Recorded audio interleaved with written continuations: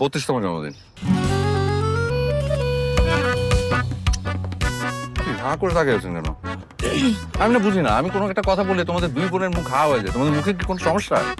আমাদের মুখে সমস্যা না, তোর মাথায় সমস্যা। কেন আপা, হয় নাই? ফাজলামি করিস? ওর বয়স 32, তোর বয়স কত? 30। তোর বয়স 30 হলে আমার বয়স 35 হয় কিভাবে? হ্যাঁ, তাও তো কথা।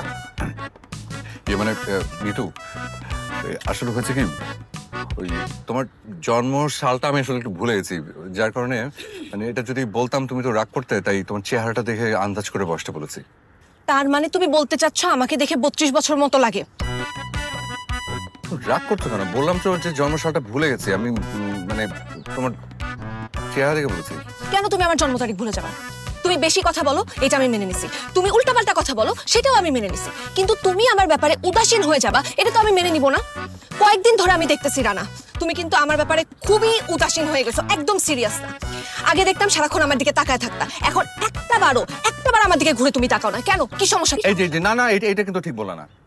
এইটা তুমি ঠিক বলে না। আগে যখন তোমার দিকে হা করে তাকায় থাকতাম, তখন তুমি বলতে যে এরকম ছাবলার মতো হা করে তাকিয়ে আছো কেন। তুমি নিজেই কিন্তু বিরক্ত হতা। আর এখন যে দেখি না তা না, এখন তোমার ভয় আমি লুকায় লুকায় আর চোখে দেখি। তাই? হ্যাঁ আমাকে সারাক্ষণ আর চোখে তুমি দেখ? হ্যাঁ জি, তোমার চেহারা দেখতে দেখতে তোমার চেহারা পুরো মুখস্থ হয়ে গেছে। ওই চোখ, কান, নাক, মুখ সব মুখস্থ। তার মানে আমার শরীর কিংবা মুখে যদি কোনো পরিবর্তন